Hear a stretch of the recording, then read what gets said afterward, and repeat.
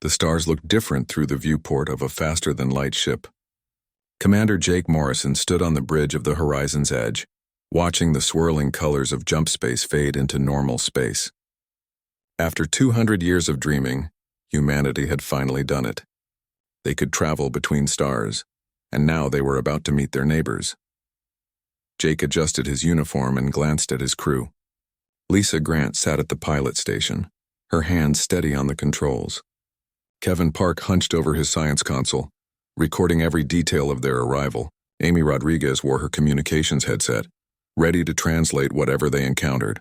They were the first official diplomatic team from Earth, and everyone back home was watching.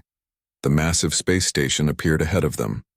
Zenith Prime was enormous, easily the size of Earth's moon. Dozens of alien ships moved around it like insects around a hive. Jake had seen pictures during the briefing, but seeing it in person made his breath catch. This was real. Aliens were real, and humanity was about to join them.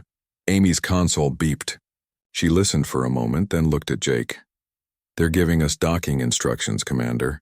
Bay 17. They sound very formal." "Formal is good," Jake said. "It means they take us seriously." The horizon's edge glided into the docking bay.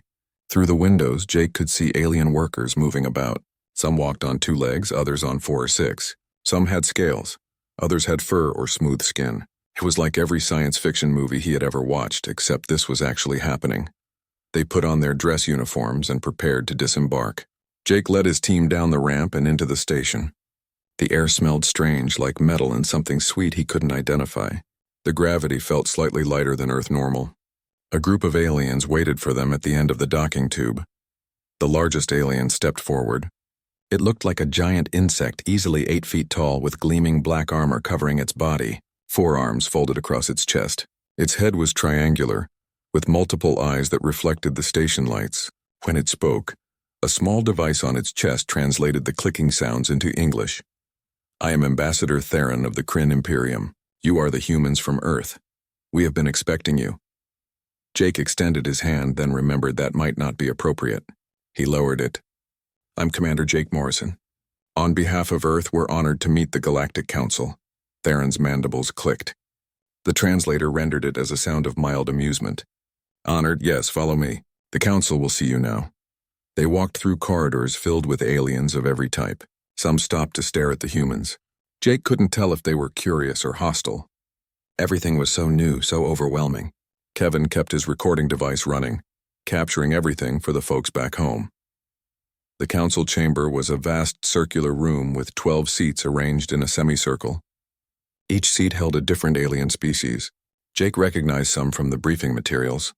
The Kryn, the Vexar with their reptilian features, the floating ethereals, and others whose names he couldn't remember.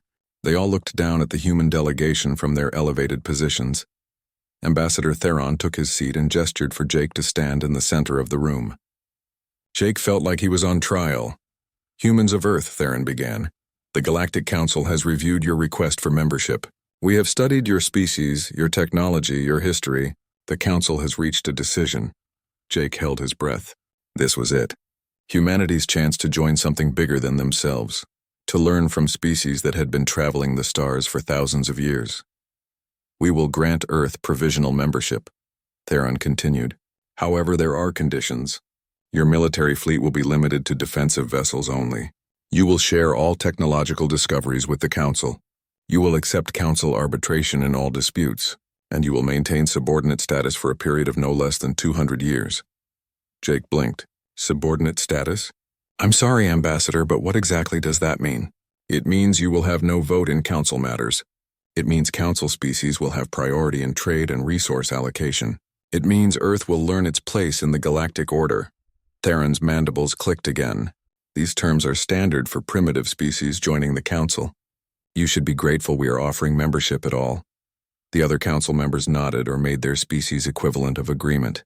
A large reptilian alien, which Jake recognized as a Vexar, leaned forward. "Your species only achieved faster-than-light travel 6 months ago. You have no significant military, no advanced technology, no resources we cannot find elsewhere. The Council is being generous." Jake felt anger rising in his chest. "With respect, Ambassador, Earth has a population of 12 billion people. We have colonies on 4 planets and 6 moons in our system. We have plenty to offer as equal partners. Equal? Theron stood up, his full height imposing. You are not equal. You are newcomers. Infants playing with toys you barely understand. The Council has maintained peace in this galaxy for 3,000 years. We will not have that peace disrupted by an aggressive, primitive species that thinks it deserves instant respect. Amy touched Jake's arm, warning him to stay calm. Kevin had stopped recording, his face pale. Lisa stood with her fists clenched at her sides. Jake took a deep breath. Then we need time to discuss these terms with our government. This isn't what we were expecting. You have 1 week to accept or decline, Theron said. If you decline, Earth will remain outside Council protection. Any conflicts or problems you encounter in space will be your own concern. We will not intervene. He waved a clawed hand dismissively. You may go. The walk back to their ship felt longer than before. No one spoke until they were safely inside the horizon's edge with the airlock sealed. Then Lisa exploded. Did you hear how they talked to us? Like we were dogs begging for scraps. Kevin sat down heavily. The subordinate status basically makes us servants. For 200 years. That's insane, Amy pulled off her headset. There's something else. While we were in that chamber, I picked up encrypted transmissions. Multiple Council ships were scanning our vessel. Deep scans, looking at our weapons, our engines, everything. That's not normal diplomatic protocol. Jake moved to the pilot seat and began pre-flight checks. Get us out of here, Lisa. Back to Earth, fastest route possible. As the horizon's edge pulled away from Zenith Prime, Kevin ran through the sensor logs. What he found made his blood run cold. The Council ships hadn't just been scanning their vessel. They had been scanning Earth's entire defensive grid during the meeting. Every satellite, every orbital platform, every ship in the Sol system. They had been measuring Earth's strength, looking for weaknesses. Jake, you need to see this, Kevin said quietly. Jake looked at the data and understood immediately. The Council wasn't offering membership. They were evaluating a target. Earth had resources they wanted, and they saw humanity as too weak to defend them.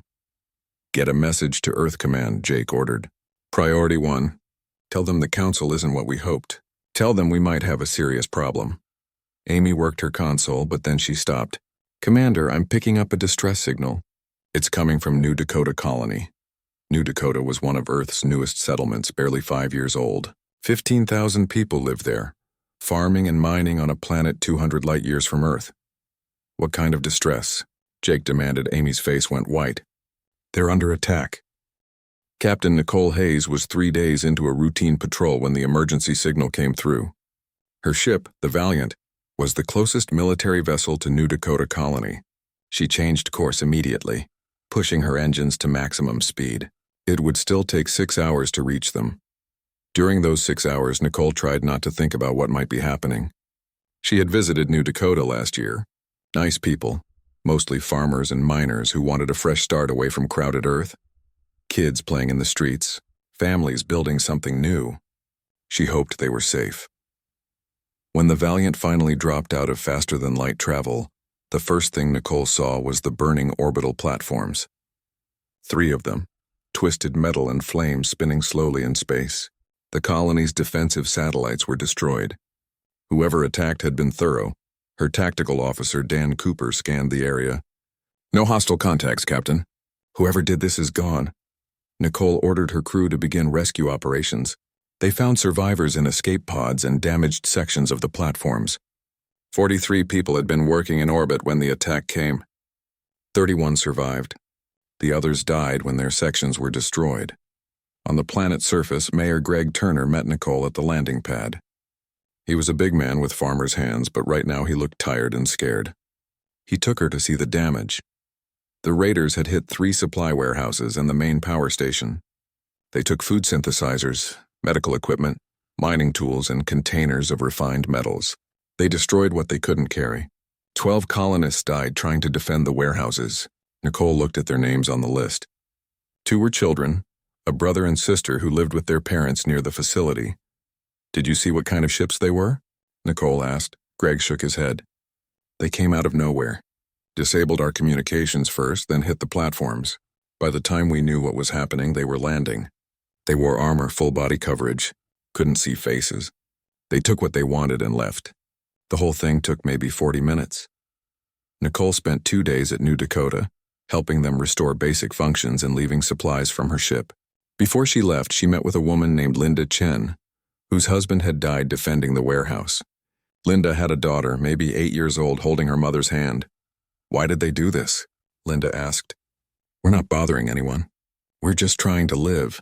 Nicole didn't have a good answer. She promised to find out and left feeling angry and helpless. Over the next 6 weeks, 4 more colonies were attacked. The pattern was always the same. Fast strikes, precise targeting, steal valuable equipment and resources, then disappear before help arrived. The attacks were too coordinated to be random pirates. Someone was deliberately targeting human settlements. At Earth Command Headquarters, Admiral Henry Cross studied the reports with his strategic officer, Lieutenant Sam Bradley. Sam had been tracking the attacks and found something interesting. The raiders always knew exactly what to steal and where it was stored. They had intelligence about each colony's layout and defenses. "Someone's feeding them information," Sam said. "They know too much." Admiral Cross nodded slowly. "Send a formal complaint to the Galactic Council. Include all our evidence and request an investigation." The response came 3 days later. Ambassador Theron's message was brief and dismissive. The Council could not investigate every crime in frontier space. If Earth could not protect its own colonies, perhaps they had expanded too quickly. He suggested humans consolidate their settlements and accept Council protection under the terms previously offered. Admiral Cross read the message twice, his jaw tightening. "He's basically telling us to submit or keep suffering." Sam pulled up a star chart showing all the attacks. "Admiral, look at this. Every colony that was hit had refused to sign private contracts with Council species corporations. The ones that agreed to trade deals haven't been touched. It was a protection racket. Join the Council on their terms or suffer the consequences. And the Council would look the other way while their member species raided human settlements. Captain Nicole Hayes refused to accept this. Against Admiral Cross's orders, she began modifying the Valiant sensors. If the raiders came from Council space, they would leave traces. She spent 3 weeks hunting, following rumors, and scanning trade routes. Her persistence paid off at Redstone Colony. The mining settlement reported suspicious ships in their area. Nicole positioned the Valiant behind an asteroid field and waited. 2 days later, 3 ships appeared. They moved toward Redstone with clear hostile intent. Nicole activated her improved sensors and recorded everything. The ships used false identification transponders, but their hull configurations and engine signatures were distinct. Dan ran the data through the ship's database and got a match. "Captain, those are Kryn vessels. Military grade, not civilian. They're trying to hide their identity, but that's definitely Kryn technology." Nicole wanted to engage, but 3 against 1 was bad odds. Instead, she followed at a distance while transmitting data back to Earth Command. The Kryn ships approached Redstone, but before they could attack, a Council patrol arrived. The Kryn vessels immediately turned and fled. The Council patrol didn't pursue. They just watched the Kryn leave, then continued on their route as if nothing happened. "They let them go," Dan said in disbelief. "The Council patrol just let them run." Nicole sent all her evidence to Earth Command and copied it to the Galactic Council headquarters. She expected action. Instead, she got another message from Ambassador Theron. The footage was inconclusive, Theron claimed. It could have been fabricated. Many species used similar technology. The Council could not accuse a respected member species like the Kryn without definitive proof.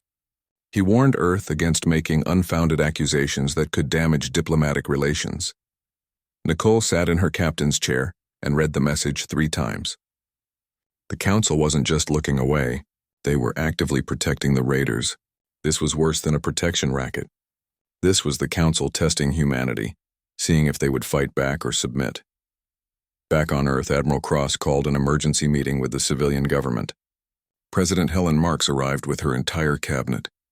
They gathered in a secure briefing room deep underground, where no signals could get in or out. Admiral Cross laid out the situation bluntly. The Galactic Council is either complicit in the attacks or deliberately ignoring them. Either way, more colonists will die unless we do something. President Marks looked tired. She had spent 2 years working toward peaceful relations with the Council. What are our options? We can submit to their terms and hope they protect us. We can withdraw all our colonies and stay in the Sol system. Or we can show them that humanity isn't as weak as they think. The President's Chief of Staff, Julia Montgomery, leaned forward.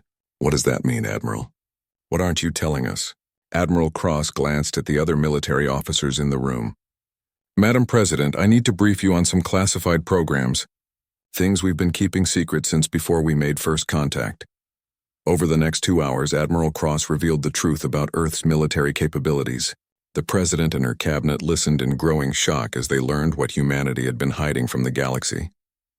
When the briefing ended, the room was silent. President Marks finally spoke. How long have you been planning this? 70 years, Madam President. Since we first detected alien signals, we hoped we'd never need it. We hoped the galaxy would be friendly, but we prepared for the alternative. The President looked at her cabinet members, reading their faces. We need to vote on this. If we reveal our true strength, there's no going back. The galaxy will see us differently. Some might see us as a threat, Julia spoke quietly. With respect, Madam President, the galaxy already sees us as victims. Maybe it's time they saw us as something else. The vote wasn't unanimous, but the majority agreed. Earth would issue one final warning to the Galactic Council. Stop the attacks or face the consequences. And if the Council ignored that warning, humanity would stop pretending to be weak. Ambassador Claire Hudson was recalled from Zenith Prime to deliver the message personally. She stood before the Council with a data chip containing Earth's formal warning. When she played it, every Council member heard the same simple message. Cease all hostile actions against human colonies immediately. Any further attacks will be considered acts of war. Earth will respond with its full military capability. We have been patient. We have tried diplomacy. Now we are done asking nicely. Ambassador Theron listened to the message, then his mandibles clicked in what sounded like laughter. He addressed the full council chamber, making sure every species heard him clearly. The humans are making threats. How amusing. They have a handful of primitive ships and think they can challenge the council. Perhaps they need to be taught humility. The Vexar representative, Minister Krex, agreed. A demonstration is required. Let them see what happens to those who threaten the established order. The council voted. Earth's warning would be ignored. And to make their point clear, they would authorize a major action against a human colony. Not a raid this time, a full assault. 5 days later, 8 Kryn warships surrounded New Vancouver Colony. They didn't hide their identity this time. They broadcast their demands openly. The secure facility was located 3 miles beneath Earth Command headquarters. Admiral Henry Cross led President Helen Marks and her cabinet through corridors that officially didn't exist. Armed guards checked their identities 4 times before letting them pass. The President had security clearance for almost everything, but she had never been here before. The briefing room was simple. White walls, a long table, and a large screen. But the people waiting inside represented Earth's biggest secret. Colonel Frank Wells commanded the Classified Weapons Division. Chief Engineer Linda Hayes ran the Advanced Technology Program.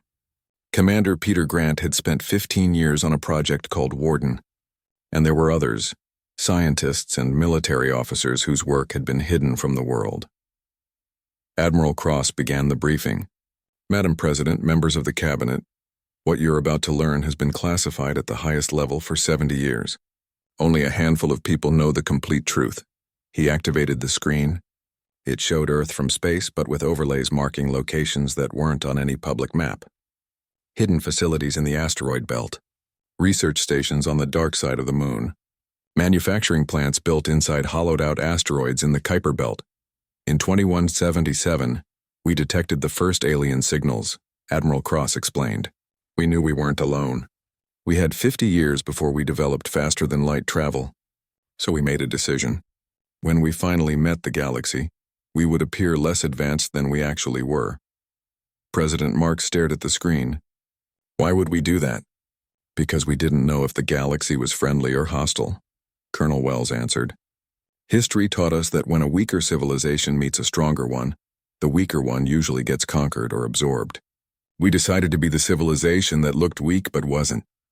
Linda Hayes pulled up technical schematics. While we showed the galaxy our fusion drives and kinetic weapons, we were actually developing much more advanced technology. We studied every theoretical physics paper, every weapons concept, every defensive system we could imagine. Then we built them. The screen showed weapons that looked like science fiction. Tony Brennan, a weapons specialist, explained each one. Quantum disruption warheads that could tear apart molecular bonds. neural suppression fields that could shut down biological targets without killing them, gravimetric missiles that traveled at near light speed, energy shields strong enough to deflect asteroids. These aren't theories, Tony said. These are operational weapons. We've tested them. They work. The president's face had gone pale. Her chief of staff, Julia Montgomery, asked the question everyone was thinking. How is this possible? How did you hide this for 70 years? Admiral Cross smiled grimly. Because we learned from history. During World War II, the Allies cracked German codes but kept it secret for years. The Manhattan Project employed over 100,000 people, but the weapon stayed secret until we used it. We did the same thing, just bigger and longer. Commander Peter Grant stood up. He was a quiet man, thin and intense. Madam President, I need to show you Project Warden. Please follow me. They walked to another room with a massive holographic display. Peter activated it, and suddenly they were looking at space. But this wasn't normal space. Ships appeared, hundreds of them, scattered across the outer solar system. This is real-time data, Peter explained. Every ship you're seeing is real and operational. We've been building them for decades. The ships were beautiful and terrifying. Sleek hulls covered in advanced armor, weapons ports that could deploy multiple types of ordnance, engines that could move them faster than anything the Council had shown humanity. 40 stealth carriers, Peter continued. 200 advanced destroyers, and 3 dreadnoughts, each the size of a small city. Every ship has artificial intelligence combat systems, quantum computers for targeting, and weapons that make Council technology look primitive. The cabinet members stared in silence. One of them, Secretary of Defense George Palmer, finally spoke. The cost. How did you pay for this without anyone noticing? Black budget programs hidden inside other programs, Admiral Cross said. Money listed as asteroid mining research, deep space exploration, theoretical physics studies. We spent about 3% of the global economy every year for 70 years. It added up. President Marks walked closer to the holographic display. She reached out as if she could touch one of the massive dreadnoughts. Why didn't anyone tell me about this when I took office? Because the protocol stated that civilian leadership would only be informed if Earth faced an existential threat, Admiral Cross said. Madam President, we're facing that threat now. The Council is testing us. They'll keep pushing until we either submit or push back. Julia Montgomery looked angry. You made this decision without democratic oversight. You spent trillions without public knowledge. That's not how our government is supposed to work. You're right, Admiral Cross admitted. But if we had revealed this earlier, it would have leaked. The Council would have learned about it. And instead of testing us with raids, they might have launched a preemptive strike to eliminate the threat. We needed them to see us as weak until the moment we chose to reveal our strength. The room erupted in argument. Some cabinet members supported the military's decision. Others were furious about the secrecy. The president listened to both sides, her face unreadable. Finally, she raised her hand for silence. Admiral, what happens if we reveal these weapons? What will the Council do? They'll either back down, or they'll try to destroy us before we become a bigger threat. Based on our intelligence analysis, we believe they'll back down. The Council species are practical. They've maintained peace for 3,000 years by avoiding fights they can't win. And if you're wrong, Admiral Cross met her eyes. Then we fight. And based on our technology assessment, we'll win. It won't be easy and people will die, but we'll win. President Marks looked at each of her cabinet members. We need a decision. More colonists are dying while we debate. Do we submit to the Council's terms, withdraw from space, or show them our teeth? The vote took an hour. Arguments went back and forth. Some worried about making Earth a target. Others argued that Earth was already a target and hiding only made things worse. In the end, 12 cabinet members voted to reveal Earth's capabilities. 5 voted against. Then it's decided, President Marks said. Ambassador Hudson, you'll return to Zenith Prime with a formal message. We'll give them one more chance to stop the attacks peacefully. Claire Hudson had been waiting outside the briefing room. When they brought her in and showed her the truth, she stood frozen for a full minute. Then she started laughing. We've been negotiating like we're the weak ones. The Council must think we're idiots or cowards. They're about to learn differently, Admiral Cross said. But Claire, you need to deliver this message carefully. We're not threatening genocide. We're establishing that humanity is not prey. The message Earth sent to the Galactic Council was simple. It included basic specifications for 3 human weapon systems, not enough to let them copy the technology. but enough to prove it was real. The message ended with a clear statement. Humanity values peace but will not accept being victimized. Stop the attacks or we respond with military force. Ambassador Theron received the message during a full council session. He played it for all the members to hear, his mandibles clicking in amusement throughout. When it finished, he addressed the chamber. The humans sent us technical data about weapons they claim to have. These specifications are clearly fabricated. Even if they were real, 3 weapons systems do not make them a military power. The Council has thousands of weapons, millions of ships, billions of soldiers. Minister Krex of the Vexar Dominion agreed. They are desperate and frightened. They make empty threats hoping we'll take them seriously. Perhaps we should teach them the cost of threatening the Council. The smaller species on the Council stayed quiet. Some of them had been intimidated into joining the Council centuries ago. They knew what it felt like to be in Earth's position, but they were too afraid to speak up. The Council voted unanimously to ignore Earth's warning. More than that, they decided to make an example of humanity. The Kryn Imperium volunteered to lead the action. They would hit one of Earth's larger colonies with overwhelming force, show humanity what happened to species that threatened the established order. Back on Earth, Admiral Cross watched the Council's response on a secure channel. He had expected this. The Council had been comfortable in their power for too long. They couldn't imagine that a species they viewed as primitive could actually be dangerous. Activate Project Warden, he ordered. Full deployment. I want every ship ready for combat. Across the solar system, hidden facilities came to life. Stealth carriers powered up their engines. Destroyers ran final system checks. The 3 massive dreadnoughts emerged from their hiding places in the Kuiper Belt, their hulls gleaming in the distant sunlight. Commander Peter Grant took command of the fleet from the carrier Retribution. He had spent 15 years preparing for this moment. He hoped it would never come, but now that it was here, he was ready. The Kryn strike force assembled quickly. 8 heavy cruisers, each one capable of destroying a city from orbit. They jumped to faster-than-light travel, heading for New Vancouver Colony. The Kryn commander, Shipmaster Vex, was reviewing his attack plan when his sensors officer screamed a warning. 3 massive vessels had just appeared on their screens less than 1,000 kilometers away. That was impossible. Nothing could hide from Kryn sensors at that range. Before Vex could give orders, his tactical display lit up with incoming contacts. Hundreds of small craft were launching from the unknown vessels. Human fighters moving faster than anything the Kryn had encountered. Captain Andrew Stone sat in the command chair of the carrier Retribution, watching his pilots execute their attack run. These weren't the simple fighters Earth had shown the galaxy. These were cutting-edge combat craft, with quantum displacement drives and neural interface controls. His pilots thought and their ships responded.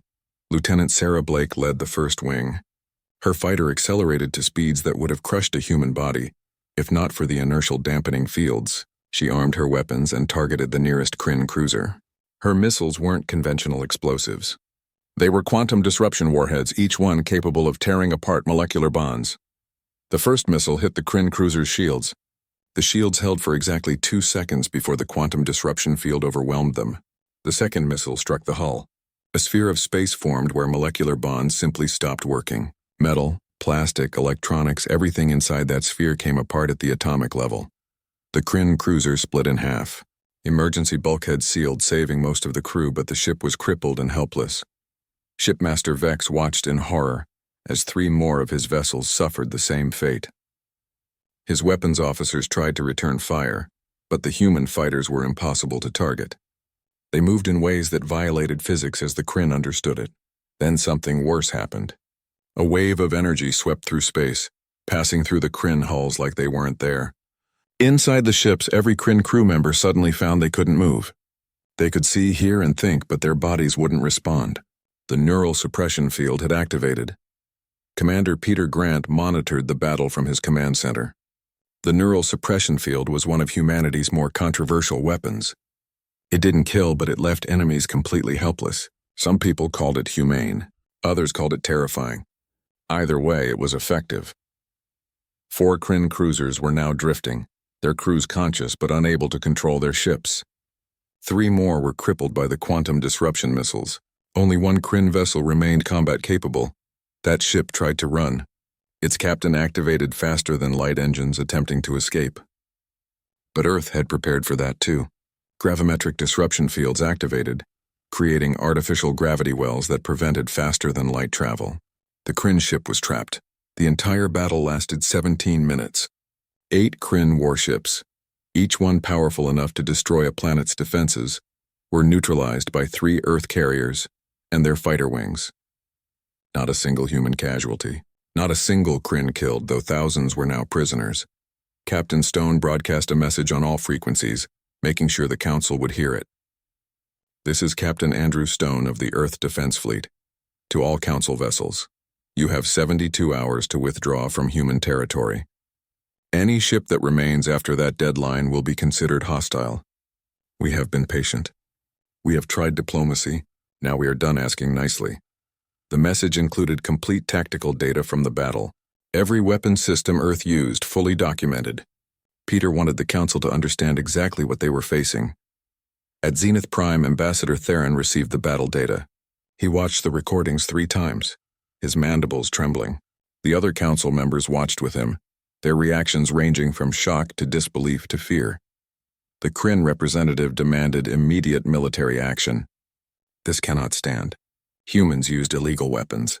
They attacked Council ships unprovoked. We must mobilize the entire Council fleet and destroy Earth before they become a greater threat.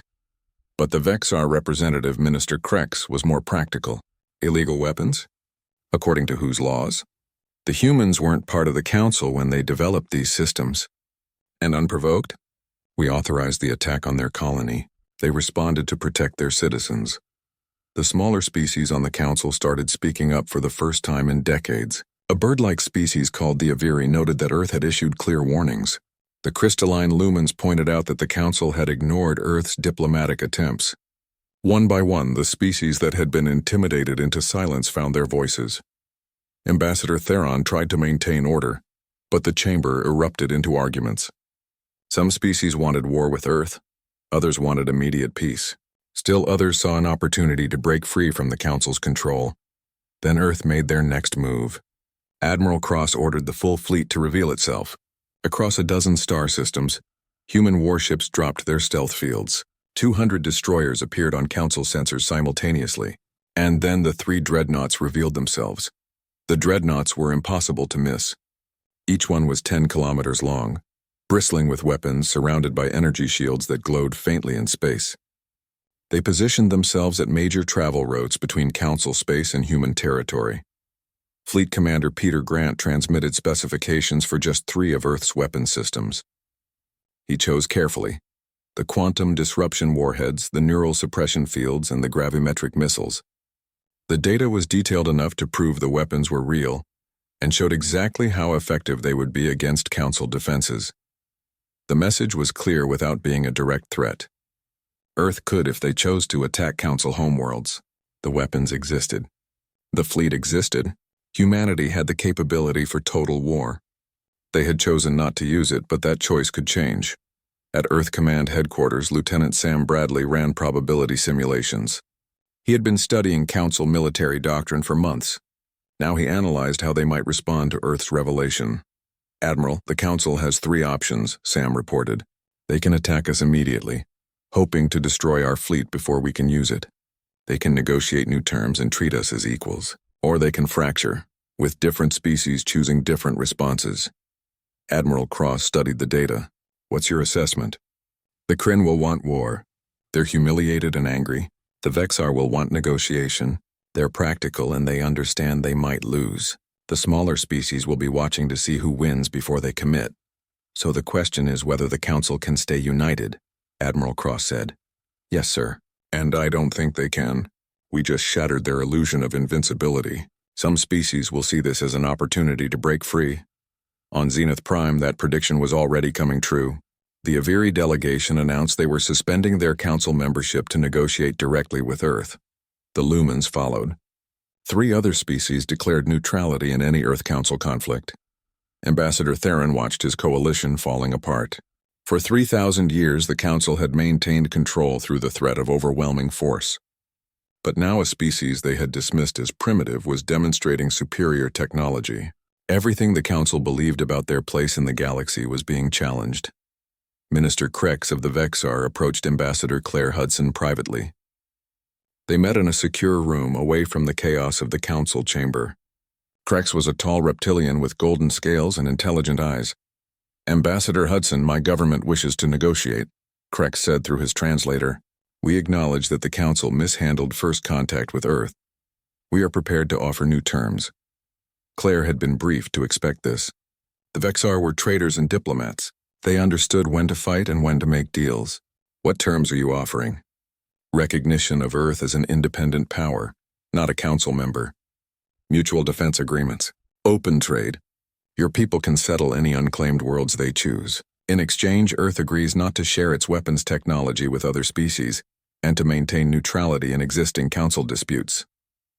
It was a reasonable offer, but Claire knew it was just an opening position. And the Kryn? Krex's scales rippled, the equivalent of a human shrug. "The Kryn are proud. They will not accept what happened at New Vancouver. They're already mobilizing a larger fleet." "How large?"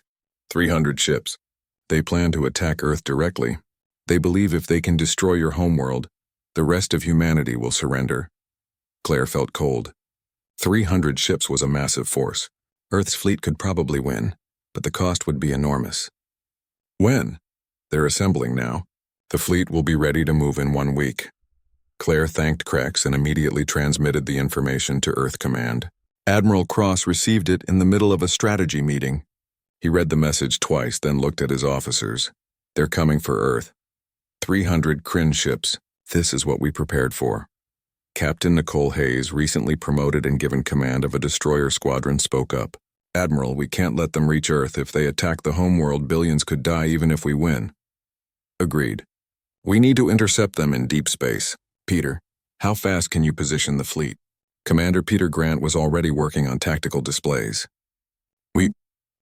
The Kryn Armada emerged from faster-than-light travel at the edge of the Sol system. Ship Master Vex expected to see Earth's defenses scrambling to respond. Instead, his sensors immediately detected thousands of contacts.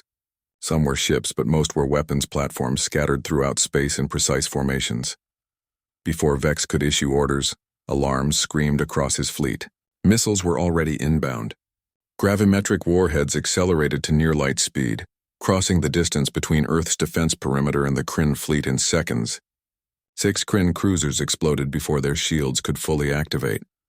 Captain Andrew Stone watched from the carrier Retribution as his battle plan unfolded. Earth had turned the outer solar system into a killing field. Thousands of autonomous weapons platforms had been deployed over the past week, each one armed with quantum disruption torpedoes and neural suppression emitters. The Kryn had jumped right into the middle of it. The neural suppression field activated, covering a volume of space larger than Jupiter's orbit. Half the Kryn fleet found their crews suddenly unable to move. Ships drifted, weapon systems inactive, engines firing randomly as paralyzed hands slipped off controls. Shipmaster Vex's vessel was outside the suppression field, but he watched in horror as his carefully planned assault dissolved into chaos. His tactical officer tried to coordinate the remaining ships, but Earth's fighters were already among them. Lieutenant Sarah Blake led her wing through the Kryn formation. Her orders were specific: disable, don't destroy. Her quantum torpedoes targeted engines and weapons, leaving life support intact. The Kryn had come to destroy Earth. Humanity would show them mercy even when they didn't deserve it, Commander. Peter Grant coordinated the battle from his command center aboard the Dreadnought Absolute. 0. Every ship in the human fleet had specific assignments. Every weapons platform had predetermined targets. This wasn't a battle. It was an execution of a battle plan that had been refined over months. "Status report," Peter ordered. Lieutenant Sam Bradley checked his displays. 67 Kryn ships disabled. 32 destroyed. The rest are trying to reform, but our fighters are preventing it. Estimate 90% of their fleet will be neutralized within the hour. Peter nodded. The plan was working, but there was one variable he couldn't control. How would the Kryn respond to losing? Would they surrender or would they do something desperate? Shipmaster Vex had the same question. His fleet was being destroyed. His warriors were dying. The humans had superior technology, superior tactics, and superior positioning. This wasn't a battle. It was a slaughter.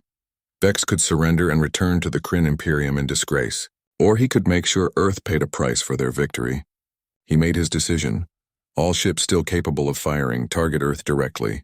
Launch everything we have at their homeworld. If we die here, we take their planet with us. It was a desperate genocidal order. Vex didn't care about military targets anymore. He wanted to kill as many humans as possible, to hurt them so badly they would regret ever revealing their strength. 40 Kryn ships still had operational weapons. They launched kinetic warheads, nuclear missiles, and antimatter torpedoes. Hundreds of weapons, all aimed at Earth, at the cities where billions of humans lived, at the farms and factories and schools and hospitals. Admiral Henry Cross watched the launches from Earth Command. He had feared this moment. The Kryn were going to kill civilians out of spite. He activated the planetary defense grid, a system that Earth had built decades ago but never revealed. Energy shields flared into existence around Earth. Massive generators on the surface and in orbit created overlapping barriers of pure force. The shields were strong enough to deflect asteroids. The Kryn weapons struck them and exploded harmlessly, their energy absorbed and dispersed. But Admiral Cross was done showing mercy. The Kryn had tried to commit genocide. They had deliberately targeted civilians. They had crossed a line that could never be uncrossed. Absolute zero, you are authorized to fire, Cross ordered. Target the Kryn flagship. Captain Ellen Price received the order on the bridge of the Dreadnought. She had hoped to avoid using the ship's primary weapon. It was devastating. It was terrifying. But the Kryn had tried to murder billions, including her own family back on Earth. Quantum disruption cannon maximum yield, Ellen ordered. Target acquired firing. The Dreadnought's main weapon wasn't a missile or a beam. It created a sphere of space where the fundamental forces of physics simply stopped working. Inside that sphere, molecular bonds couldn't exist. Nuclear forces couldn't hold atoms together.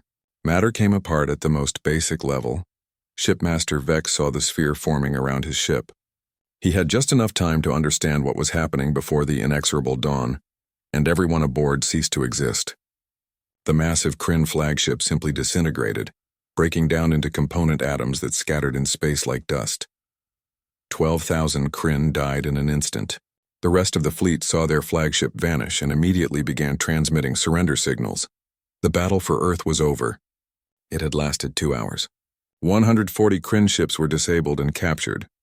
38 were destroyed. 22 escaped. The Kryn Imperium had sent its finest fleet to destroy humanity. That fleet no longer existed. Human casualties: 43 fighters destroyed, 212 crew members killed. It was a miracle the number wasn't higher. Admiral Cross read the casualty reports and felt sick despite the victory. 200 people were dead. 200 families would receive terrible news, but billions were alive because Earth had prepared. Because 70 years ago someone decided humanity needed to be ready for the worst. Because when the galaxy tested Earth, humanity passed the test. Ambassador Claire Hudson returned to Zenith Prime with Fleet Commander Peter Grant and an entire battle group. They didn't dock at the station. They simply held position outside, weapons powered down but very visible. The message was clear. Earth was here to talk, but they could fight if necessary. The Galactic Council convened an emergency session. Every species representative was present. The chamber that had been full of arrogant confidence a month ago was now silent and tense. Peter Grant spoke first. The Kryn Imperium attacked Earth with a fleet of 300 warships. They attempted to bombard our homeworld and kill our civilians. We defeated them. We could have destroyed every ship. We could have killed every Kryn warrior. We chose not to. We disabled most of their vessels and took prisoners. Even when they tried to commit genocide, we showed restraint. He activated a holographic display showing the battle. Every council member watched the Kryn fleet's destruction. They watched Earth's weapons tear through shields and armor. They watched the neural suppression field disable hundreds of ships. And they watched the Kryn flagship disintegrate.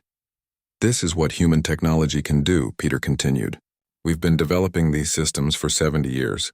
We kept them secret because we hoped to join the galaxy as partners, not conquerors. You rejected partnership. You saw us as weak. You tested us with raids and attacks. You ignored our warnings. Now you see the truth. Claire Hudson stood next to Peter. Earth is not asking to join the Galactic Council. We don't want to be part of your power structure. Instead, we're offering something different. A mutual defense pact. Open trade. Recognition of sovereign territories. Any species that wants to ally with Earth can do so. Any species that wants to remain neutral can do so. But any species that attacks human colonies or citizens will face the consequences. The smaller species responded immediately. The Aviri formally requested an alliance with Earth within minutes. The Lumens followed. 3 other species that had been intimidated by the Council for centuries saw an opportunity for protection from a more benevolent power. The Vexar, always practical, agreed to Earth's terms. Minister Krex stood before the council and acknowledged that the Vexar had underestimated humanity. They would sign the proposed agreements and hope to build a profitable trading relationship. The Kryn said nothing. Their representative sat in silence, mandibles trembling with suppressed rage. The Imperium had been humiliated, their finest fleet destroyed, their flagship obliterated. They would not forgive this, but they also couldn't do anything about it. The Kryn military was shattered. Rebuilding would take years, and even when they rebuilt, they would face an Earth that was no longer hiding its strength. Ambassador Theron approached Claire Hudson after the session ended. The insectoid diplomat who had dismissed Earth's warnings now spoke with a different tone. "Why did your species wait so long?" Theron asked. "You could have revealed your strength from the beginning. You could have demanded respect." Claire considered her answer. "Because civilization isn't about who has the biggest weapons. It's about choosing not to use them until you have no other choice. Earth wanted to be part of something larger than ourselves. We wanted friends and partners. We wanted to learn from species that had been traveling stars for thousands of years. And now we know the galaxy isn't what we hoped. But we also know we're strong enough to survive in it. Maybe someday the Council will learn that intimidating weaker species isn't the same as maintaining peace. Maybe someday we can actually be partners." Theron's mandibles clicked slowly. The translator registered it as rear. 2 years had passed since the Battle of Sol. The galaxy was still adjusting to the new reality where Earth was no longer the weak newcomer, but a power that could not be ignored. Captain Nicole Hayes commanded the destroyer squadron protecting the outer colonies. Today she was visiting New Dakota, the first colony that had been attacked. Mayor Greg Turner met her at the landing pad, looking much healthier than the last time she had seen him. The town had been rebuilt. New buildings stood where warehouses had burned. A memorial wall honored the 12 colonists who died defending their home. Nicole placed her hand on the wall, reading the names. 2 of them were children, Joey and Emma Martinez, brother and sister who had been helping their father at the warehouse when the raiders came. She remembered their names from the casualty report. Every officer in the fleet remembered those names. "We built a school," Greg said, pointing to a new structure at the edge of town. "Named it Martinez Elementary. Those kids died protecting their community. We wanted to make sure people remember that." Nicole nodded, not trusting herself to speak. The raid on New Dakota had started everything. If the Kryn hadn't attacked this colony, maybe Earth would still be pretending to be weak. Maybe the Battle of Sol would never have happened. Or maybe the raids would have continued until the Kryn got bold enough to attack Earth directly. She would never know. "How are things now?" Nicole finally asked. "Better. We've got trade agreements with the Aviri. They're teaching us about some local plants that might be useful for medicine. The Lumens helped us set up better communication arrays, and knowing that Earth's fleet is out here watching over us, well, people sleep better at night." On Earth, former Admiral Henry Cross worked in his garden. After 40 years in the military, he found peace in growing tomatoes and roses. But his mind still turned over the events of 2 years ago. Had they made the right decisions? Could they have avoided the Battle of Sol with better diplomacy? His wife Martha brought him tea. She had lived with his secrets for decades, never asking questions she knew he couldn't answer. Now that the truth was public, they could finally talk about it. "You're thinking about the war again," Martha said. "I'm thinking about the Kryn who died, 12,000 on that flagship. They were following orders, same as our people. Most of them probably didn't want to fight us, but they tried to kill billions of humans. You saved Earth, I know, but I keep wondering if there was another way. If we had revealed our strength earlier, would the Kryn have backed down before it came to war?" Martha sat next to him. "You made the best decision you could with the information you had. That's all anyone can do." At the Galactic Council headquarters, things were changing slowly. Ambassador Claire Hudson now led Earth's diplomatic mission, but she wasn't asking for permission anymore. She was negotiating as an equal. The Council had lost several member species. The Aviri, Lumens, and 4 others had left to form closer alliances with Earth. 3 more species were considering it. The Council's authority was crumbling, not because Earth demanded it, but because the smaller species finally had an alternative. Minister Krex of the Vexar met with Claire regularly. The Vexar had adapted quickly to the new reality. They were practical traders who cared more about profit than pride. Krex had become something like a friend, or at least a friendly rival. The Kryn are rebuilding their fleet, Krex told Claire over dinner at a neutral space station. My intelligence sources say they've got maybe 100 ships operational again. They're being quiet about it. Claire sipped her wine. Are they planning another attack? No, they learned their lesson. But they're not going to forgive what happened. The younger Kryn especially. They grew up hearing stories about how their glorious fleet was destroyed by primitive humans. That's going to create resentment for generations. So what do? Krex's scales rippled, and what Claire had learned was amusement. You keep doing what you're doing. Show strength. Show fairness. Eventually, even the Kryn will realize that Earth isn't their enemy unless they make you one. On the Kryn homeworld, the debate continued. The Imperium's government was divided between those who wanted revenge and those who wanted to avoid further conflict. The moderates were slowly winning, but it was a bitter victory. A young Kryn warrior named Krell attended a memorial service for those who died at the Battle of Seoul. His father had been on the flagship, Inexorable Dawn. Krell had been only 14 when his father disintegrated along with 12,000 others. He listened to the speakers talk about honor and sacrifice. They said the warriors died fighting for the glory of the Imperium. But Krell had access to the battle recordings. He had watched his father's ship vanish. He knew the truth. The Imperium had attacked Earth because they thought humans were weak. They had ignored Earth's warnings because they were arrogant. They had tried to kill billions of civilians because they were losing. And then they faced the consequences of their actions. Krell's grandmother, an elder warrior who had fought in the Council's wars decades ago, sat next to him. What are you thinking, young one? I'm thinking the speakers are lying, Krell said quietly. Father didn't die for glory. He died because our leaders were stupid. His grandmother's mandibles clicked sadly. Yes, many of us think that. But saying it publicly is dangerous. Will we fight the humans again? I hope not. I've studied their weapons technology from the battle recordings. If we fight them again, we'll lose again. Maybe worse this time. Krell looked at the memorial stone with his father's name carved into it. Then what do? We learn, we adapt. We become strong enough that we never have to be afraid again. But we don't do it by attacking others. We do it by becoming better than we were. On Earth, Fleet Commander Peter Grant reviewed the latest intelligence reports. The Kryn were rebuilding. The Council was weakening. New alien species were being discovered by human exploration vessels. The galaxy was becoming more complicated every day. His second-in-command, Commander Lisa Grant, brought him more reports. Lisa had been promoted after the Battle of Sol. She had been there from the beginning, piloting the Horizon's Edge on humanity's first diplomatic mission.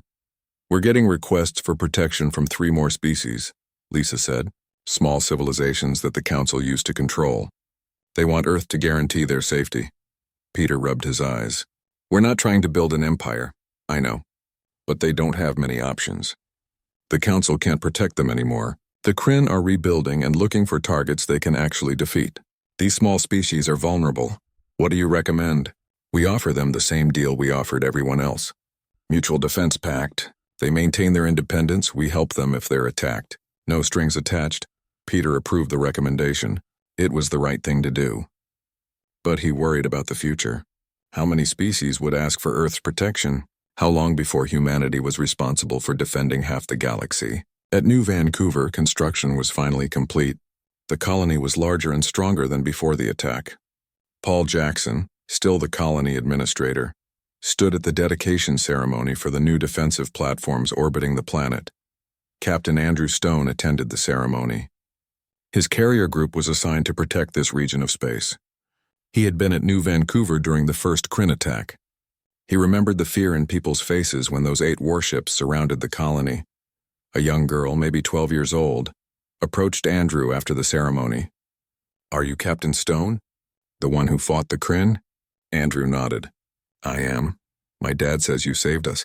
He says if you hadn't stopped those ships, they would have destroyed our whole colony. Andrew knelt down to her level. I had a lot of help. Pilots braver than me, engineers who built amazing ships, and your community who refused to give up. We all saved each other. The girl smiled and ran back to her parents. Andrew stood feeling old despite being only 35. The war had aged everyone who fought in it. Paul Jackson joined him. Thank you for coming. It means a lot to the people here. How are they doing, really? Better than I expected. Some still have nightmares. Some can't stand the sound of sirens because it reminds them of the attack warnings. But they're healing. Kids are laughing again. People are making plans for the future. That's what matters. On Zenith Prime, Ambassador Theron watched the council sessions from the observation deck. He had been formally removed from his position after the Battle of Sol. The Kryn government blamed him for underestimating Earth and causing the disaster. They were probably right. A Vexar diplomat named Helena approached him. She was young for her species, barely 60 years old, and she had been assigned to study Earth's rise to power. Why did you dismiss them? Helena asked. You had access to the same intelligence reports I've seen. You knew Earth had the industrial capacity to be dangerous. Why did you treat them like primitives? Theron's mandibles moved slowly. Because for 3,000 years the Council had never been challenged. We forgot that strength can be hidden. We forgot that patience isn't the same as weakness. We forgot that civilized behavior is a choice, not a permanent condition. Do you think we can recover from this? The Council, perhaps? But it won't be the same Council. The smaller species are leaving. The balance of power has shifted. Earth showed everyone that the